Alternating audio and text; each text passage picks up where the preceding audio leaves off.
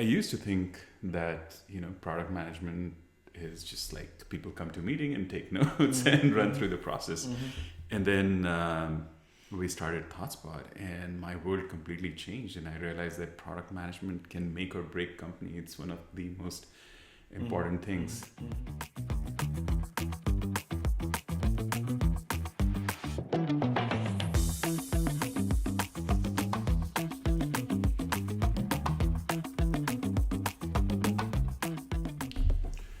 Hi, good morning, Dheeraj.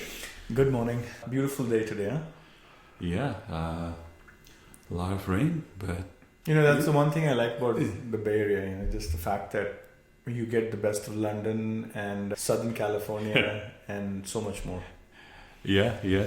So, we decided to talk about product management today. Let's start with this one. Do you know why the product manager crossed the road? Why the product manager crossed the road? I know there's a joke.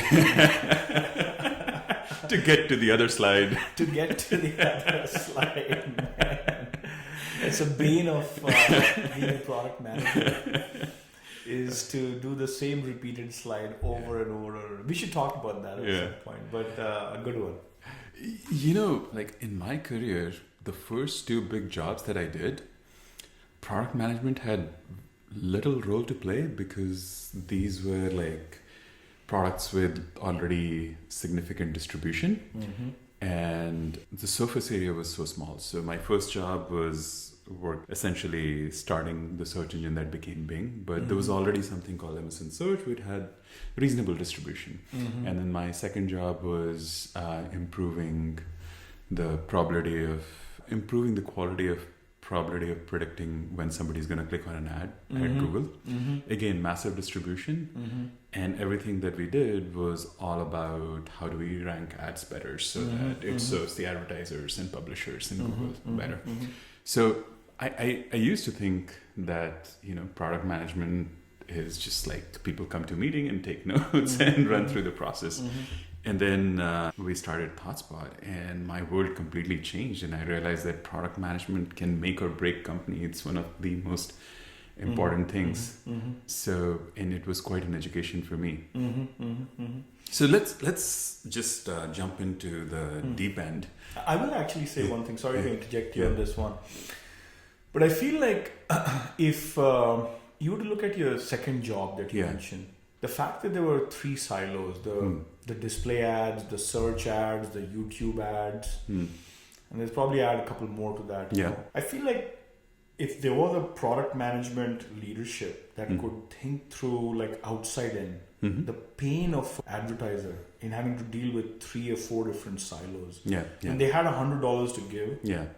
Imagine if Google really was able to think through this about the pain of an advertiser or a publisher or a creative in the way they're having to think through 3 different silos. There probably was a really good role for product manager. Because I feel, and this I've said this many a time, that if you're not integrating, then the customer will say, then why don't I do best of breed? And that's what they did with, obviously Instagram was a best of breed and Facebook was a best of breed and Amazon itself came up with ads as well. I feel there was a role for really good product management, including in thinking through the 30-second YouTube shorts before Insta code and so on, Instagram code. Even in the first job, when you talk about Bing, I feel like while one could argue that there was no need for product management because the search box was done as a design point, but I feel like there's a lot that could have been done in terms of thinking through ad quality or search quality and things like that, which probably required a lot of looking at Google and saying, what is it that they do so much better than us? And until OpenAI, obviously Bing now has a lot of relevance now, but there was a lost decade. I feel that they probably didn't have to give up if they really knew what Google was doing so much better than Bing. No, I don't mean to say that there were not good product managers there and they were not doing their job. I just meant that my narrow view of the world was like improve ranking, improve click-through rate, improve revenue. And I mostly didn't see role, and that was more of my narrow view than like anything wrong happening in those companies. In the jargon, in the vernacular of thinking through an advertiser, a publisher, a creative, because that's what the outside in view would have been, as opposed to ranking and quality and so on.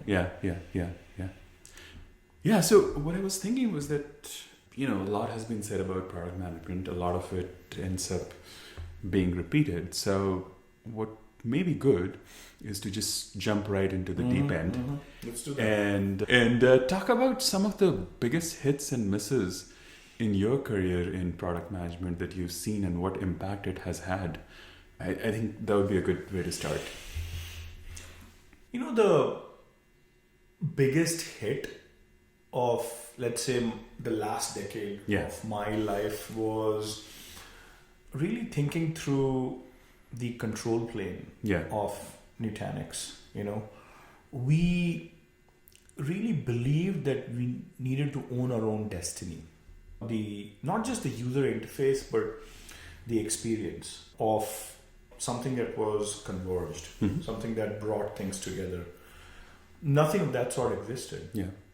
And all the hardware vendors who we were replacing with pure software, running on commodity servers in a distributed system, all of them, they were genuflecting, they were bending backwards, they were even going and praying to VMware to say, hey, we'll put a tab in your vCenter.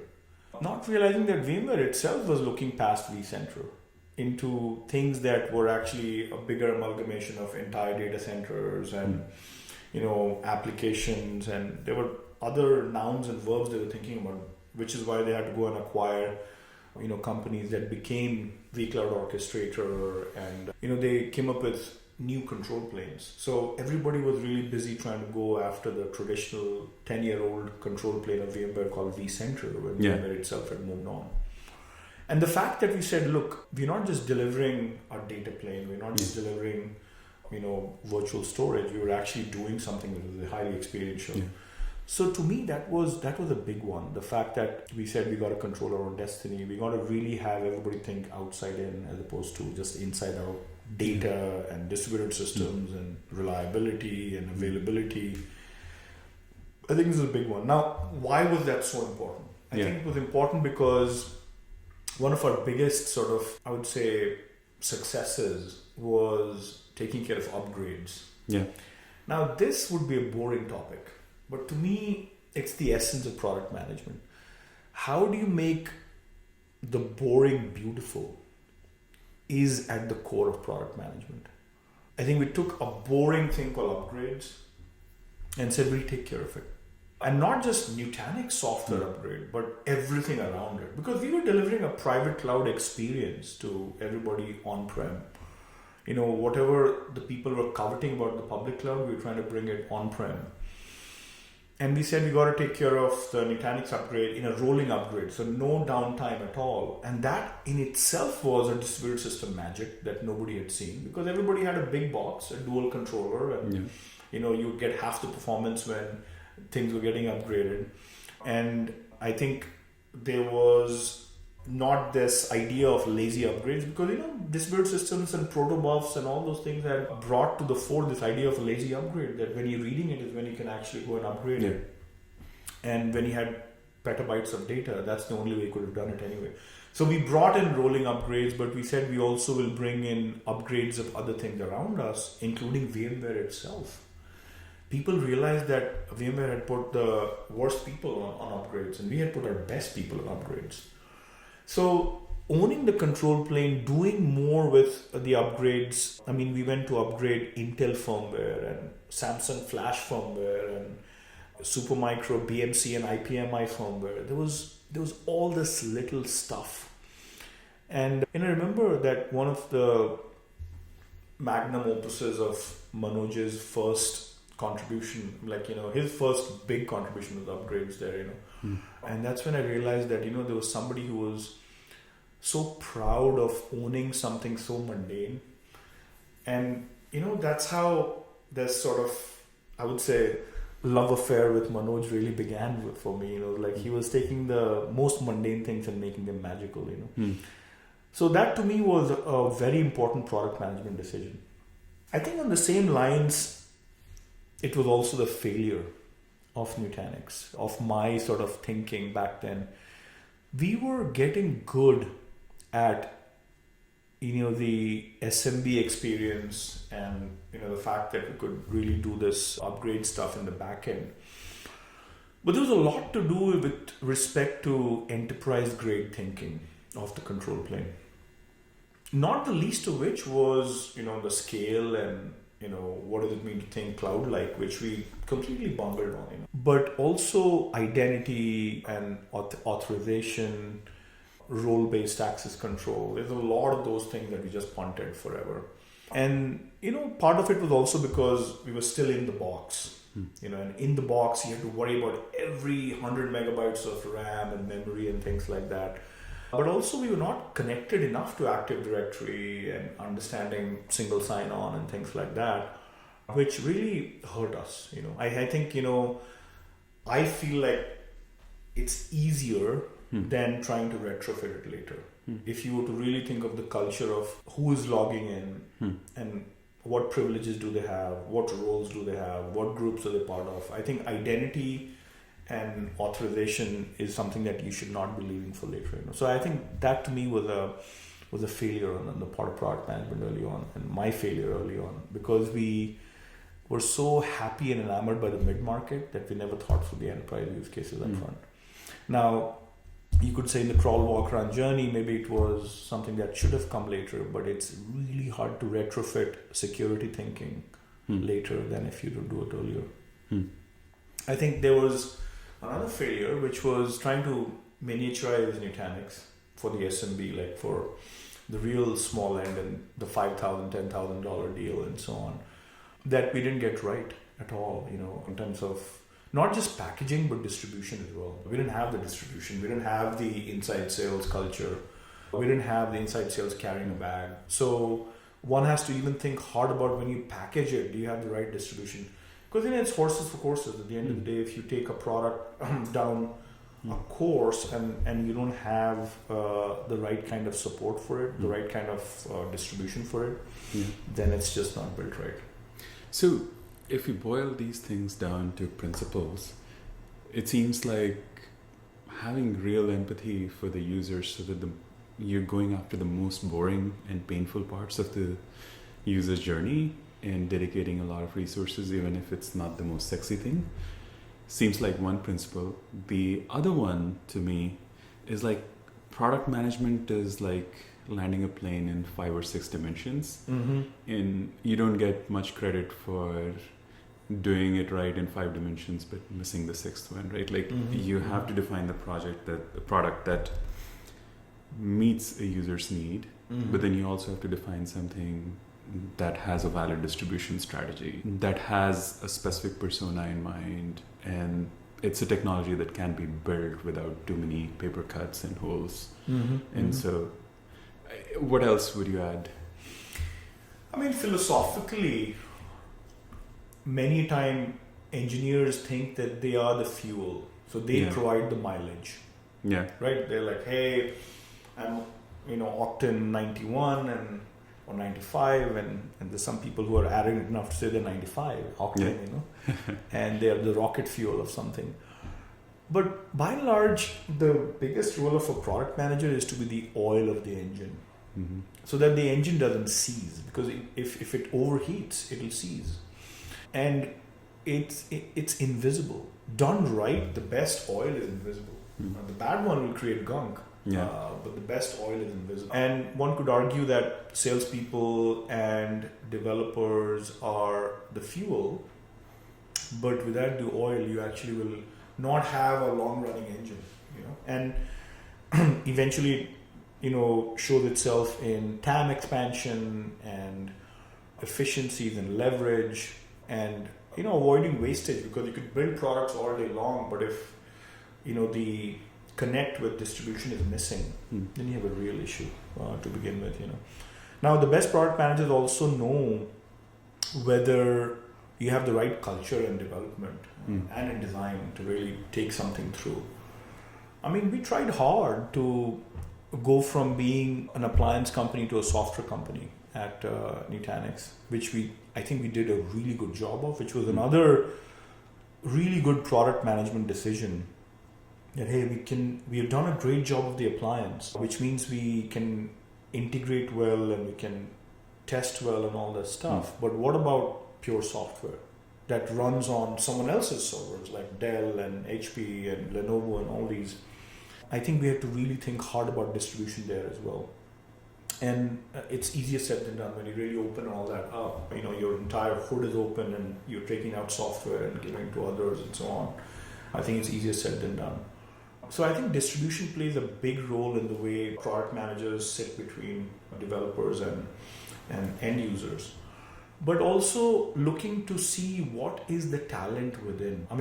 I think we struggled to become a service company. We did a really good job to go from hardware to software and software to subscription, but to go from that to service, where you're saying, I want to do it all for you, because that's where the cloud was saying that, look, we could do everything for you, including racking, stacking, mounting hardware so that it's truly invisible. I think that was the one thing that I was enamored by personally.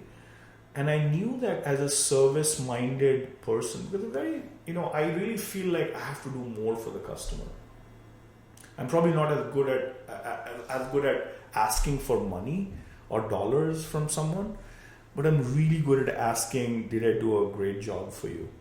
And in that sense, I was looking at the public cloud and thinking, wow, they're doing an amazing job of a truly invisible service offering, where you're able to just swipe a credit card and boom, good to go. I didn't think we did a great job, Nutanix. And that's also because going from software to service is a very different mindset. It's an operational mindset. You have to think through so many things of going beyond upgrades to security to even deeper distribution to knowing where your data centers are to all that stuff.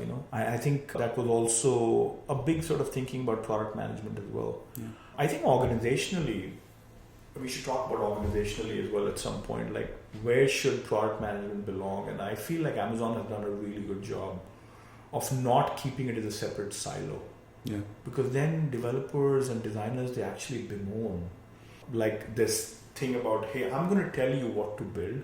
And these people are like, what are you talking about? The magic has to be done in a trifecta where it's about first among equals, as opposed to we are the doers and you guys are the deciders or something. And we should get deeper into that. This is also the core of DevRev, the idea that you need to bring the magic of engineering, product, and design together as the three legs of the stool. And how does it relate to customers and salespeople and all that, and marketing is at the core of DevRev. So one thing I'm very curious about is some of these things look easy to say in retrospect, but very hard to pick on at the time that it's happening, right? When I look at my own journey at ThoughtSpot, I think the thing that worked really well was we took a very differentiated approach to the BI market and said, like, get rid of all this clunky interface for asking questions. It's going to be as simple as Google. And the other principle that we inherited from Google was that latency is the biggest factor. And let's do everything we can to reduce latency. The thing that didn't work so well for us was we didn't see how quickly customers moved to cloud. And if I go back, I think in 2012, the decision we made kind of made sense. And we thought we were designing everything in a way that we could easily move to cloud. But when the time came, we probably missed the trend by a year or two to even realize that this is the most important trend. But B, when we try to move it, we realized that it wasn't as easy as we thought. Like, initial thinking was that we are building it the way we would have built it at Google, so we can always lift and put it in cloud. But that didn't pan out. How do you think about sort of when things are happening? How do you keep your ear to the ground so that you catch? I mean, you recommended this book, Continuous Discovery Habits, and I've become a huge fan of that. Like, having weekly interviews with customers is a good way to keep your ears to the ground. What else would you add there? The big sort of word there is risk. Yeah. And by the way, this customers won't tell you. They won't tell you that take me to the cloud. Because the enterprise, they probably didn't want to go to the cloud in 2013-14. We wrote a white paper recently about the essential methodology, which we think is hopefully going to supplant Agile, because we've been in this treadmill of Agile for the last 20 years.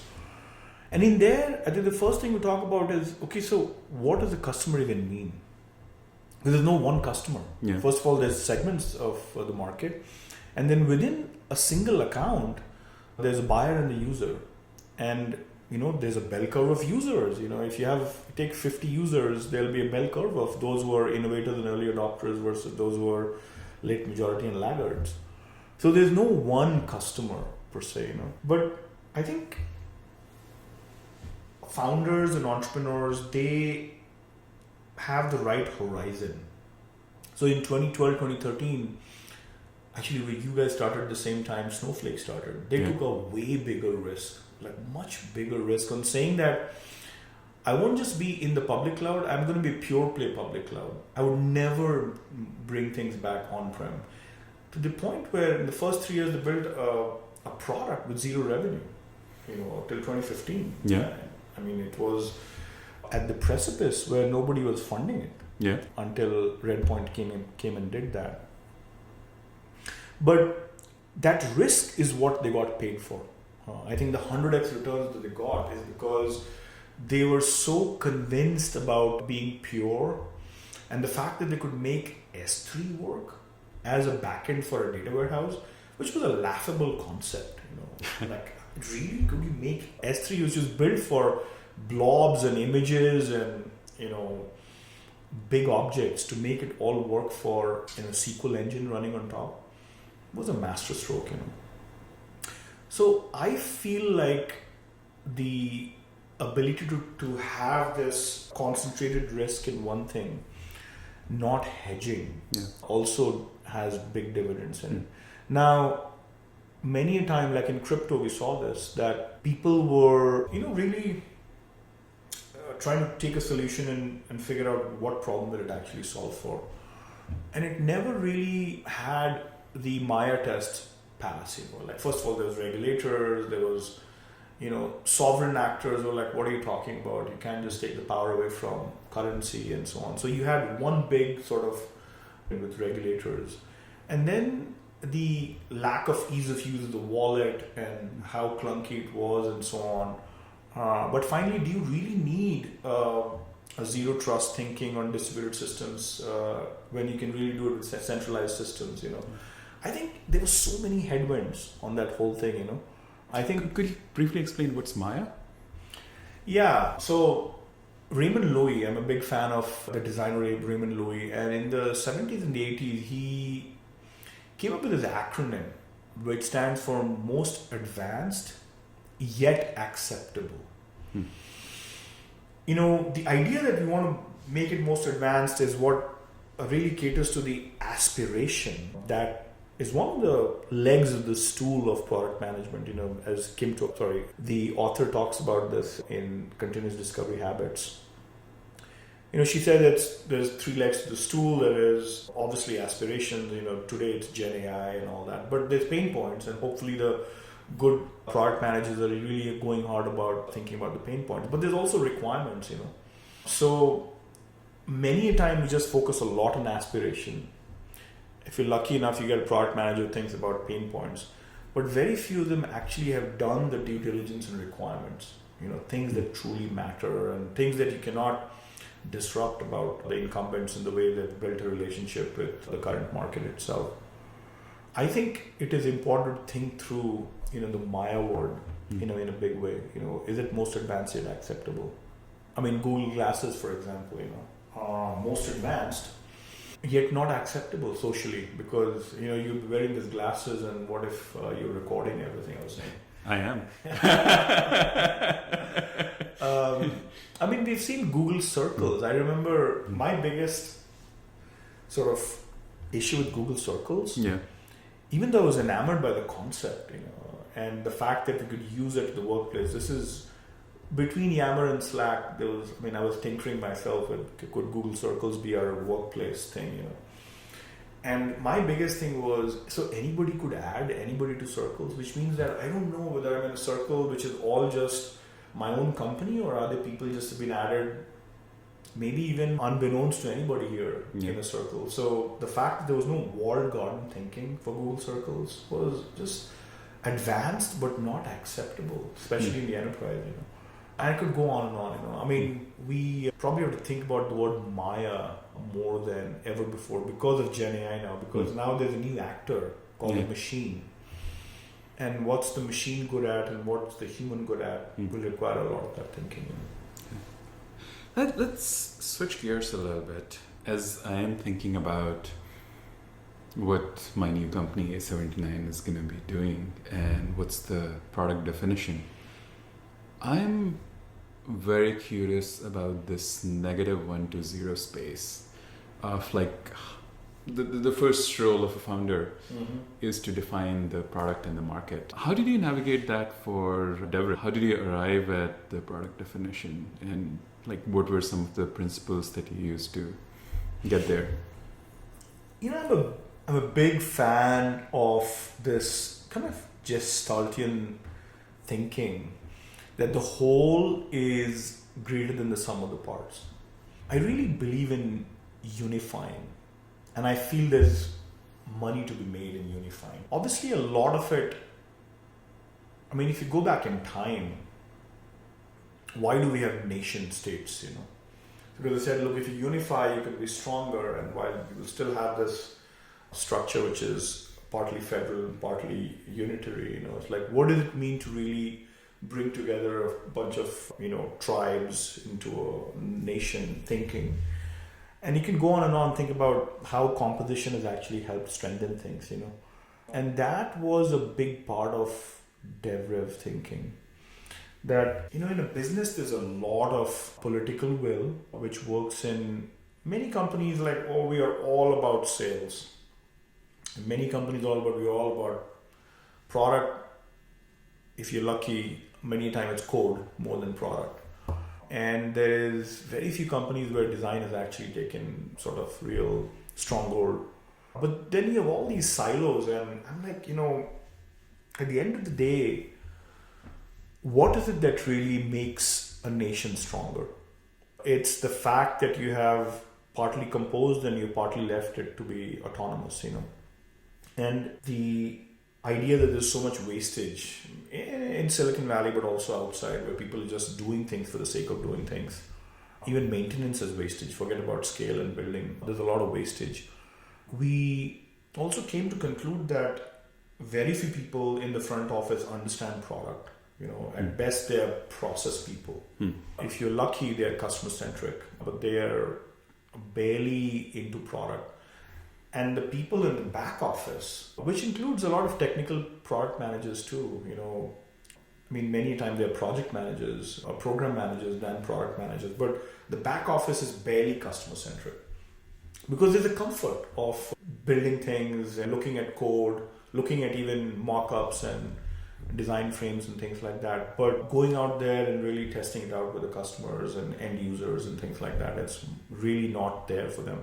So there's this dichotomy that the front office is barely product centric, and then you have this back office that's barely customer centric. And I think the realization we had was that, look, there's only two things that matter first, and they're sort of paramount and primal. One is who you serve, which is the customer, and how do you serve them through products and services. If we can take these two and make them pervasive, everybody has data about customers and everybody has data about product. Now, paradoxically, these two things are the hardest to get your hands on.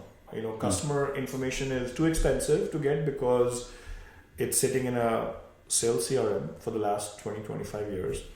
And product data is also either too expensive because in the last 5 years there are talk about product analytics and such, but it's still only in the hands of 0.5%, 1% of the people in the company, which is a few product managers. But also, there's probably never a system of record for product. It was all built in spreadsheets. So you have a system of record for work, which is projects and repos for code and things of that nature. But how is it that the most important thing, one of the most important things in a company, which is the product, has no system of record? You don't know what you build and how is it composed of rocks, pebbles, and sand, or as I say, body, organs, tissues, cells, because that's the anatomy, that's the way you think of, let's say, a living being. We don't have a living being thing for product because it's all lying in all these spreadsheets. So I think the realization was that if you take product and customer and make it pervasive, have everybody have access to all customer data, all product data, then maybe we can start to really reduce waste and really become essential in what we do. I think the struggle that I went through at Nutanix was also that we have a large enough workforce now, and we tried various things with organizational structures of where does product sit, does it sit with developers, and how does it actually become more sales friendly and things like that. But there was always this thing about what's the right organizational structure. I'm like, probably more than that is also the systems. Slack was actually a really good thing at Nutanix, including with customers. There was this real-time collaboration that was happening, but it was too expensive and many of the enterprise customers didn't have Slack, didn't know Slack. So it was sort of a kludgy thing, but yet it worked really well as a competitive advantage.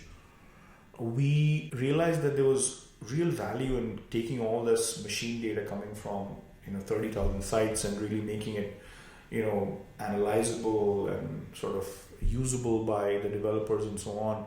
So there was real value in data, but customer data was still fairly expensive. And finally, people really looked at Jira as one of those primordial things that hadn't really evolved in the last 20 years.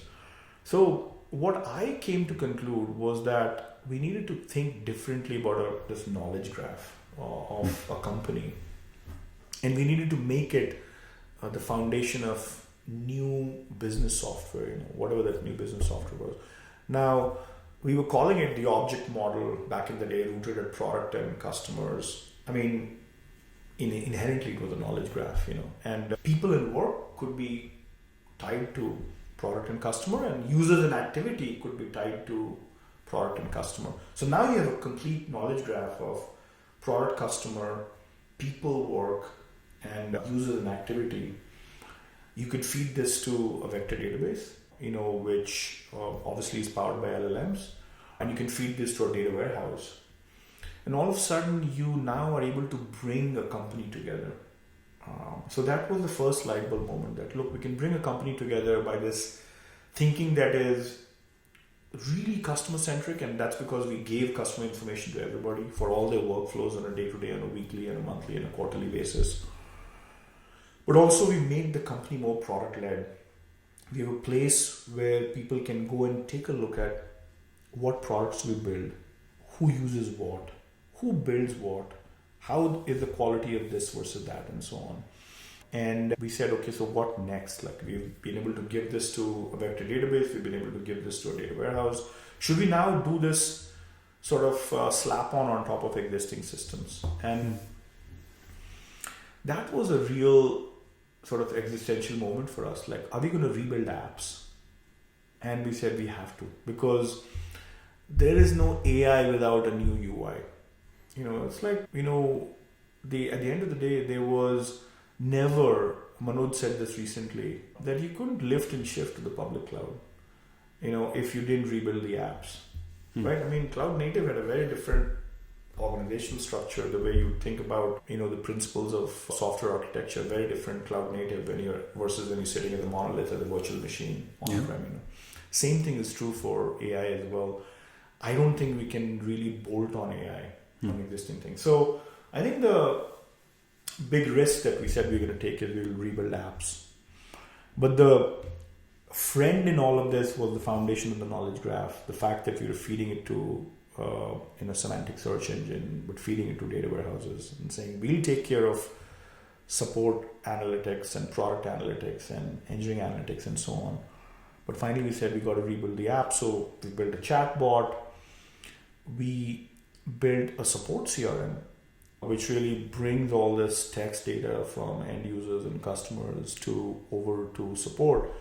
And we've rebuilt what we call a product CRM, and we have a third thing called a growth CRM.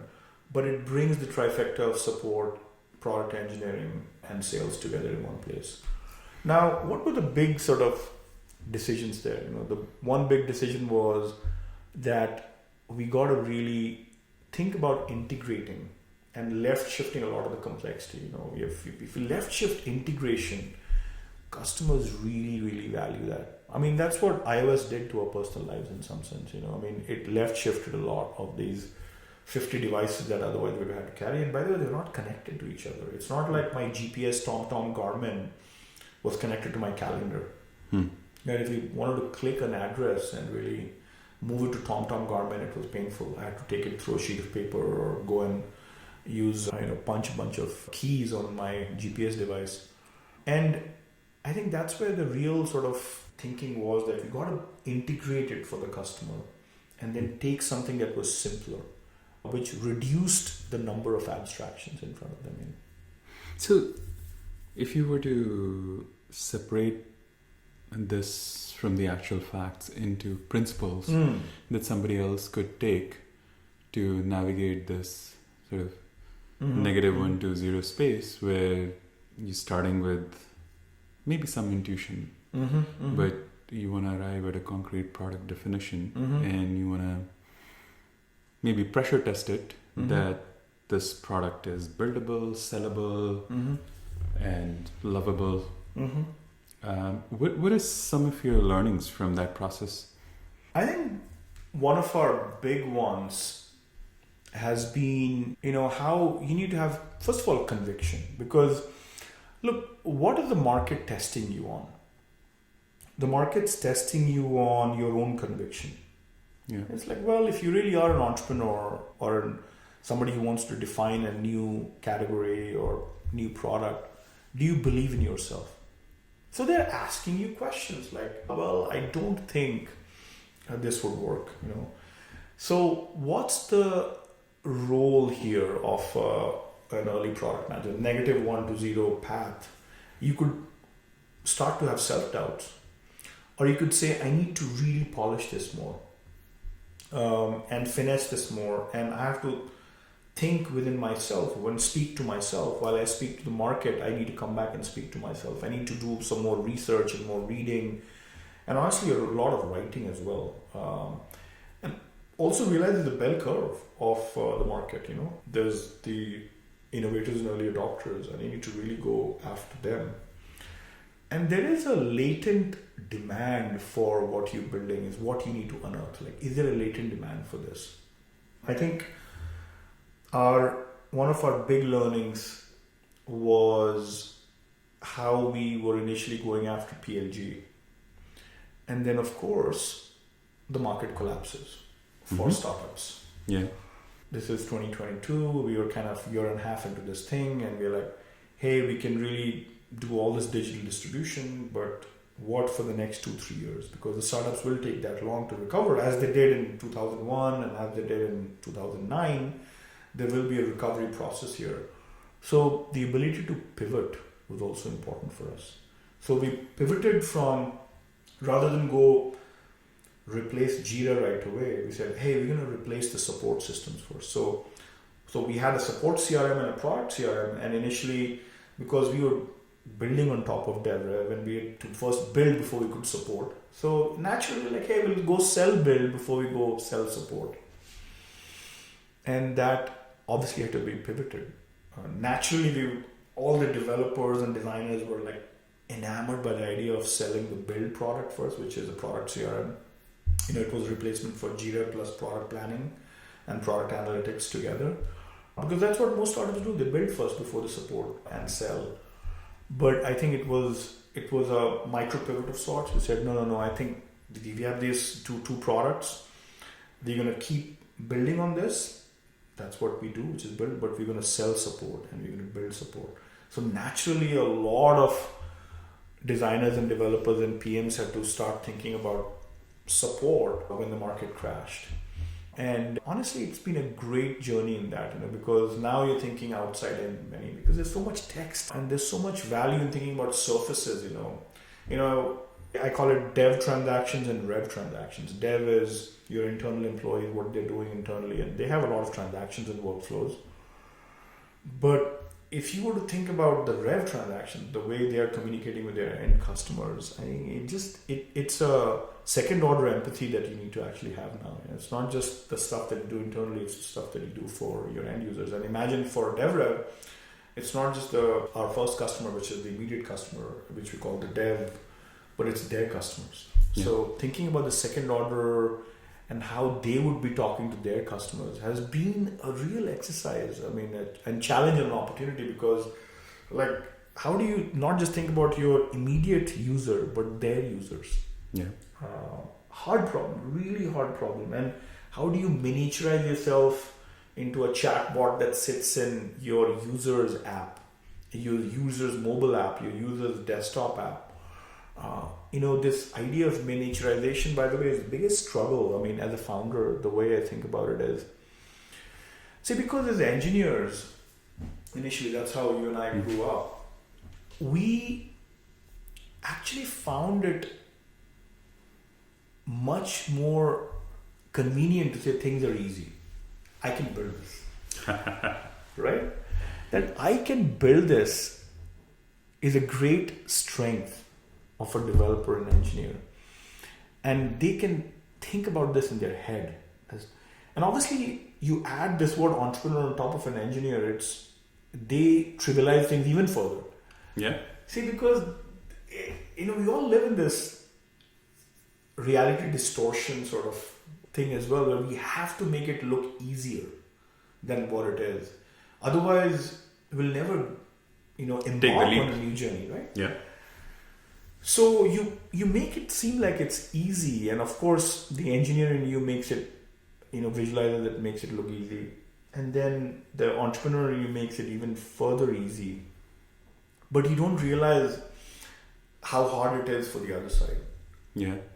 And that to me has been the sort of the other side being customer, the end user. Yeah. Because of course you went through it over a couple of years, if not, that 9-12 months of thinking. And as Deepak Malhotra would call it, it's a curse of knowledge. Yeah. You forgot how hard it was for you to have gone through this process. Yeah. That now you're like, how come you're not getting it? Well, you took a year to get through it. And now you're expecting the end user in the market to actually get it in an instant is the curse of knowledge. So how we do the gradual reveal of the goodness that you have has been the biggest struggle and the biggest sort of design opportunity for us as well. Which means you have to really miniaturize everything you do. It has to start with the first 7 days of adoption, then the first 30 days, then the first 6 months, and then the year. There's such a gradual reveal built into it, because the bandwidth between you and the end user is a low bandwidth connection. So the image that you're downloading to them, by definition, the best image download is a progressive one, which starts with something granular and then it keeps getting better and better and better. So as a founder and a product manager, I feel like the biggest thing that I can do service to myself, and I remind this to all our people, is gradual reveal. Don't say it all loud on day one. And how they can think through the journey of the crawl, walk, run is easier said than done. That's also key to being a good teacher and good presenter, right? That realize that there's a very narrow bandwidth the to pipe your audience. The pipe is narrow, Yeah. And we've had to do that for ourselves. Start with a wedge thinking, something that's free. Yeah. So search has become that for us. Okay, we can just give out search for free. Yeah. But the same search can actually become a chatbot. Now it's visible a little bit. Yeah. Albeit through a bubble, but it is visible through a chatbot. Now the chatbot can do a little bit more in terms of scouring for click streams and session monitoring and produces stuff that can be easy to reproduce problems on the back end and so on. So, search engine, which is a search box, to a chatbot that actually also does clickstream and all this stuff, and monitor sessions, to dumps all this stuff on the back end. Yeah. To now you're going after support. Like, okay, then support, then product CRM, then something else. I mean, it's such a journey for a lifetime to really not reveal everything you know, because the cognitive load on the other side is something we never think about. I think it's the hardest thing, because remember, our biggest strength, which is making things look easy, is also our biggest weakness. Now we are struggling with this curse of knowledge. Yeah. That is really hard to get right. I mean, I can go on for hours talking about the curse of knowledge. I think you and I and many of us who are in the business of building, I think we struggle with empathy. Right? And because, and if anything, I look at some of these CEOs who don't build, they actually make the reverse sort of assumption that it must be hard. So they make some of these things look hard, but you know what it helps them with? They focus on the have-not user and the have-not market in a much different way than you and I would. They'll talk about education and learning and awareness and all that stuff so much more than you and I would. Yeah. And it's really important to get that piece of the puzzle, including sales enablement and the best CROs and the best CEOs, they actually focus on enablement and education and awareness building more than anybody else I've seen, because it was so hard for them to get through it. They didn't come from a product or engineering or design background. They were like, no, this is hard. And if I'm finding it hard, all my sales reps will be finding it hard as well. So go double down on education and such, So I feel like the idea of, invoking empathy for the have-not is the biggest challenge and opportunity for entrepreneurs like us. Very interesting point. Do you think empathy is trainable?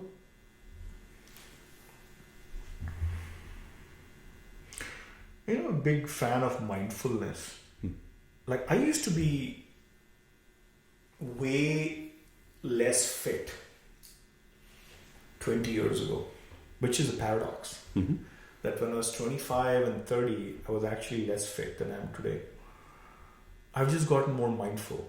Mm-hmm. I think along the way, obviously, as I got older, my body started to tell me things like, like lactose intolerance or giving up on dairy and all this stuff has helped. But I am a much better student of health and things like that because of the last 20 years of mindfulness. I think empathy can be taught if you can bring a designer next to you. Because remember, the best designers are non-technical people. So if you can actually sit with a designer and let them ask the dumbest questions and you're like, wow, so I need to really... And remember, the questions are not dumb. They're just asking the question based on first principles. Yeah. Like, we used to talk about tickets. And honestly, we talked for hours with the designer and then they're like, so what's the difference between a ticket and an issue? And we're like, man, we suck at this. We're not good at this because, again, we have the curse of knowledge. Yeah. We think that everybody should know what a ticket means. We think everybody should know what an issue means. We think everybody should know what an enhancement means. Like, whoa, what is an enhancement, So to be able to really just invoke first principles, assume the worst out of the audience is a good thing. Assume they know nothing. Yeah. Remember, we used to do this in math, prove by contradiction. Yeah. I really feel that it needs to be done in product management, like on an every moment basis. Yeah. Assume that they're not going to get it. Yeah. I'm reminded of recently somebody shared a clip of Jensen Huang's lecture at Stanford, and there was a 2-minute clip where somebody asked, how do you teach resilience? And in short, his answer was, I hope suffering happens to you. Because that builds resilience. You're right. No, you're right. Absolutely. And I think same can be said for empathy, and you can actually simulate it. So, like, one of the things that I feel all of us should do is go to a product that you know nothing about and try to learn everything from scratch, and then see how hard it is and where you struggle, and then try to transplant that back on your own product. And like as years went by, I became completely blind to the process through which somebody starts learning ThoughtSpot and starts learning the UI and the concepts. And then there are a few times when I forced myself to go and learn completely new product that I hadn't come across. And then the light bulb started going off that, oh, this is hard, and this must be happening to somebody else coming to our website and our product. And I've struggled with this, Amit. And I'll tell you what I mean by that. So, Cisco was hard. Yeah. As a sort of bunch of switches and routers and things like that. Oracle was not easy. Yeah. But you know what? Figma is hard. Yeah. Right? Yeah. I'm like, so what is going on here? I mean, if Figma is hard and it's a design tool, I'm like, so what's the psyche of people at Figma who are building it for designers? I figured the one thing that did really well was to bring it on the browser. Yeah. So it democratized design and it opened it up for sharing and multiplayer collaboration, and that was a big part of their sort of let's democratize design. Yeah. But in reality, it takes a lot of coaching and being with the product for hours and hours and hours, days and weeks and months to really get comfortable with Figma. Yeah. So one has to imagine that there will be experts of your product which actually works in your favor, because then they become the champions.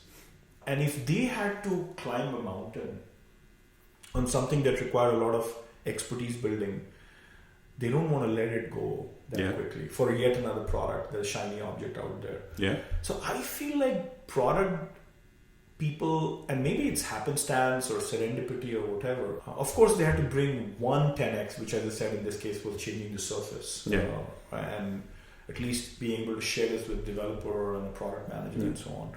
But the difficulty of a product to me is also about all the features and functions that it actually brings to the table. And sometimes it could be a fait accompli. You have to learn to live with the difficulty, provided you knew how to train and make experts out of things, which is again back to learning and education and workshops. Figma does an amazing job of getting an ice cream truck in front of colleges, which if you ask about a design principle of building a company, catch them young.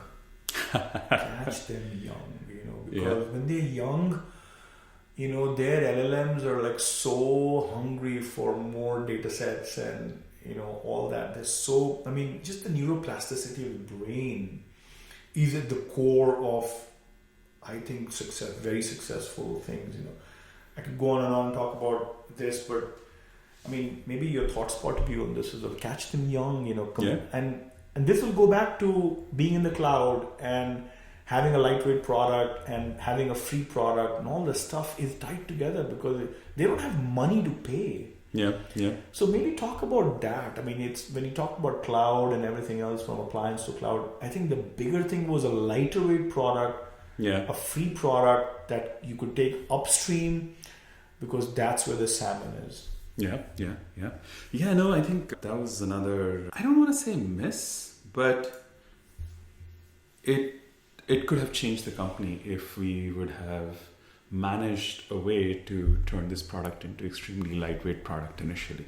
Right? So I think before we had a product, before we had a company, we had this conversation that the right way to build enterprise startups is to go mid-market and then go up from there. Don't go up market first, because then you become a consulting. But in the continuum, it was about lightweightedness. Now, it's relative. Lightweight is a relative term, but mid-market was the proxy for let's go after a lighter weight customer rather than a heavyweight, $1 million customer. Right? But the very first customer came calling inbound was Walmart. And we had this debate that should we take this deal or not? And we said to ourselves that, okay, what's wrong with taking a really large customer? That you start doing feature work that's just for them. We will never do that. Then what's wrong with taking this customer? And we said nothing, and we took this customer. But one of the things that happened was that we got really good at selling $1 million deals. And once you have your quarter being made by $1 million deals, it's really hard to invest a lot of resources on 10K deals, because 100 of them won't make 10% of your one deal. There's a product management lesson there too, and I want to double click on that. So Palantir does $10 million deals, $20 million deals. So there is ServiceNow does that for a living. There is a market and a company to be had just doing $1 million deals. Yeah. And I have come to realize that when you go after larger customers, when they have outsourced talent, they probably need even more design than what you think the startup community or the mid-market need. Yeah. Because there's more tech savviness in the smaller end of the spectrum rather than on the higher end of the spectrum, especially when they really outsource and offshore a lot. Yeah. I am in awe of ServiceNow's ability to do templates. The way they've done templates is empathy. They're like, look, you don't have to do anything. I'll take you 80% of the way. And you can just tinker with it to get it to 100%. Palantir is all about visualization. Like, they have figured out that they can do $10 million deals by selling nothing but visualization. Right? They might not even talk about the backend. Actually, the backend might not even have the best, engine, so to say.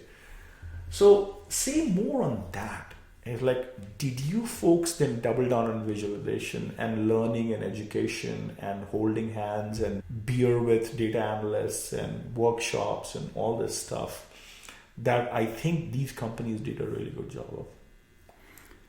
So I think our core identity was allowing business users to ask questions and get the answers right away. And so there was a dichotomy between, do we focus more on dashboards or do we focus more on ad hoc use cases? And there are a ton of powerhouses going after dashboards. And so we decided that our unique thing is going to be asking ad hoc questions and getting answers. And in that case, being able to visualize the data matters, but sort of the fine tuning of visualization, that what access labels do you want and what color and font you want, wasn't that important. But later on, we did come to realize is that the way business users ask new questions is usually by their curiosity being triggered by something that exists on the dashboard. Like, very few people come in cold and say, I need to know X, Y, and Z. It does happen, like you're in a meeting, you're in discussion. But a lot more of business users' curiosity gets triggered by, why is this number off? So that means that you have to have the dashboarding market nailed down to capture. But there is a subliminal, sorry to cut you off, there's a subliminal desire of creation in most humans. And I feel like this idea to co-create value, even if they're not hardcore developers, even if they're people who might never have coded in life, they want to create. And they want to be heard.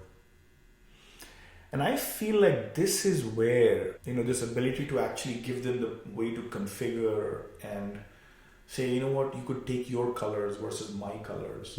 And you could take your labels versus my labels.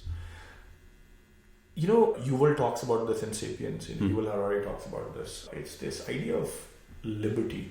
He says, like, there's two big things, liberty, equality. That's how humankind has actually thought about things. Dan Pink talks about this, about drive. And you could apply this to drive to use your product. Autonomy, mastery, purpose. This piece of autonomy and we'll get to mastery as well, which is also about being a champion, even if it's hard to use Figma. There's something about mastery there too. Yeah. But the ability to do little things on the fringes is as much about co-creating value with your end users, where you make them feel heard, which is another, Scott Belsky talks about this. Like, what do we all want as humans? We want to create things and we want to be heard. Yeah. Basically, we want to be discovered as people who actually did something, you know. And these two things is as much about design, even in the largest of large enterprise, about being heard or listening to the other side and making them feel like they created and they collaborated and they did something of their own, which makes for an autonomous state of being. Yeah. I think it's a very important piece of the puzzle, you know. Yeah. I mean, I know you mentioned this about opening up SQL with ThoughtSpot. The desire was to actually co-create value. Yeah. So maybe say more on that, you know. Yeah, so this, I think we struggled with this question because one of the design principles we had was simplicity and easier learning curve, and not create a product where an expert can come in and create a very complex gizmo that when a business user comes in, now they have to wrap their head around all these different things that has been that has been done there. That's why we kept our DSL really simple, and everything complex needed to go into a formula box that then had to be named and was separate. So we didn't want to create a surface area where sort of experts came in and created so much complexity that it became hard for business. There was no need for mastery, you're saying? Yeah. So I think later on, I think my thinking changed, and it was like we were shooting for self-driving cars, but actually the market was more like Uber, where there were drivers and passengers. Right. And when you have drivers and passengers, the drivers have a lot more at stake than passengers. So yes, you should help drivers create the best possible experience for passengers, but then you have to give drivers all the tools so that they can. And that's when we opened up our backend and created ThoughtSpot modeling language and gave all kinds of expressibility. By the way, that is one of the biggest lessons to me as well. Mastery. And I said this with Figma and obviously Cisco and Oracle. I mean, they were just diehard, the amount of endorphin, dopamine, serotonin, oxytocin they actually got by just scouring through the documentation, the certifications, the learning and all this stuff. Actually, I would say that we all think that Google search box is like one search box is so simple. The freaking SEO mastery that you need. I'm like, man, like they make you really think hard about like what algorithmic changes have been done now. Yeah. There's a whole SEO industry that are experts in search engine optimization. Yeah. And Google is driving behavior among people who are publishing content so that they put out good content and not junk. Yeah. So that's why I think, autonomy is one. Yeah. Mastery is another very important one. Yeah. And I think they are paradoxes because in one, you really want to, have them go, it's so easy to use, like, the idea of natural language search. What about autonomy? I don't need to talk to anybody. But then you're also creating masters because they want to co-create value. They want to collaborate with you and so on. I think it's a very important piece of the product management thinking, the design thinking. Actually, one of the best things we have done with natural language search in ThoughtSpot is a thing we call Sage Coach. Where somebody can teach the system that in this context, this question means this thing. And once they do it, the system is fixed. So it gives them governance, it gives them control, and it creates opportunity for someone who has mastery with that data to make the system better. Yeah, I mean, obviously in the world of AI, we'll talk about human feedback and all this stuff too. But there's something here about co-creation, which actually really becomes important for them. for the market that actually wants to think that it's theirs, not just yours, black box that can barely be configured, but it's theirs because they can not just configure, but they can extend.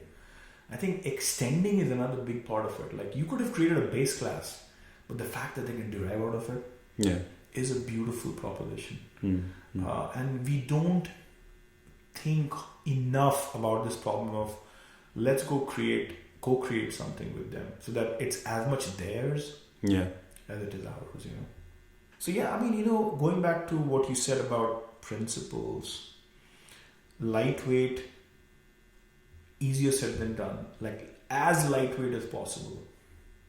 I mean, at DevRev, I'm like, okay folks, DevRev is not the why. DevRev is the how. So what's the why? This is where this thinking about essentialism, big fan of Greg McKeown. That's why a conference called Effortless. That's why I've focused so much on the word essential. It's also a learning path for me. Like, I don't think you would ever get fully essentialistic. 10 years from now, I'll talk about this, 20 years from now. Just like we could never be perfectly authentic. You can never be perfectly essentialistic. You could keep reducing it, and you will find the gems to be, I can go deeper if I reduce, so I can go deeper.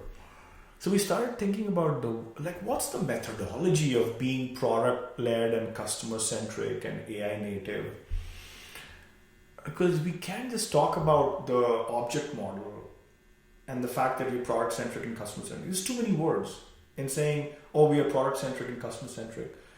So the humanism behind all of this came to be like, wow, we are trying to make it our customers to think beyond agile. Because agile was about being on a treadmill, like continuous everything, faster, smaller, shorter, iterative, continuous all the time, which is about working forward versus, so to what eventual goal? And can we work backwards? If anything, AI is also suffering from some of this now. Next token, as opposed to do we know the goal and can we work backwards from that and so on, So the idea of essential thinking, essential methodology is the real why for DevRev. And I would rather, we're open sourcing this whole thing. We feel like, it's part of the community thinking. Essentialism can be had if your companies are extremely customer centric. And there's a whole bunch of things around, like how do you democratize data for customers, all this stuff. Being product led, which is again about democratizing everything, including roadmaps and not just metrics and KPIs, but how do your users just see this from their support portal? Like, I don't have to have a meeting and have a PM go do slides to show the same roadmap over and over and over again. How do your salespeople actually go and say what's happening to my requests and things like that? So you really have to democratize all the product stuff to everybody. And finally make it efficient, with AI native thinking. So necessary, being customer centric, being necessary. Product led is sufficient. And then AI native is efficient. Necessary, sufficient, efficient. Now, why does it matter for founders? I feel obviously we have to start with why A79. And then you'd start your presentations with why A79. But there's probably something more humanistic than that. And then A79 is the how. Yeah. And the features of A79 is the what. Yeah. To me, postponing the product thinking is even more important. You start with the human thinking first, then get to the product, and then get to the features and functions and things like that, and the deadlines and the timelines and things like that. That's been the sort of, to me, the hardest thing, and to me the real light bulb moment, the epiphany, that the moment you think about human first, you'll have to think about empathy. So you can coach yourself to be more empathetic if you're adding delay, a hysteresis, to your storytelling. Whatever that means, You have to delay the gratification of product and features and functions. And all of a sudden you're forced to, I mean, you know, I'm a big fan of John Chambers' people side. And I've really started to use it in a lot of my conversations. I don't start with tasks and projects, and I'm like, it's all about family first, you know. So how do you start to lead? I mean, John is a master at this, you know. He's so good at endearing, you know, starting with all this, you know, like what's life and how's family and how are children. And now I love it, because then all of a sudden you're thinking about their country and their state and their city and their weather and their food and their people and, you know, music and art and, if anything, by the way, language, which we'll talk about with LLMs at some point. I feel like the best way to really to go to market in AI is to just hug their language hard. And you can go international if you just are awesome at the LLMs being multilingual and speak that language really well and all that. But going back to your question, which is a really difficult question, can empathy be coached? By delaying your answers and by asking these kind of questions which relate to them and their life and their families and their cities and the states and the countries and their language and their geopolitics, I think you can really become more empathetic. That seems like a good place to wrap up this conversation. I know there's so much more to talk about product management, so maybe we'll do another episode. Yeah, let's do that. I mean, I know you have to go for some breakfast too, so no, but you know, it's such a, you know, the why of a company is so hard to get right. Yeah. And along the way, the ability to listen and micro pivot is equally, because, you know, you have to be convicted and have that sort of fierce resolve, but also the humility, you know. Yeah. The level 5 leadership thing, you know, like how do you be humble and have a fierce resolve at the same time? It's a paradox. Yeah. And product management is exactly that. You know, the fact that you have a level of conviction about the general direction and the interstate you're going to take from here to there, but along the way you might have to be, you know, routed a little bit differently because of a traffic jam and so on. So that humility to listen to the market while you have the fierce resolve. Because if you stay humble all the way, you'll just keep changing everything. And the market actually has not thought it through as much as you have. Yeah. I think that is the tightrope walk between, you know, having the conviction but also listening to the market, you know. Yeah. I feel that's where most of the wisdom lies. When to go for fierce resolve and when to listen.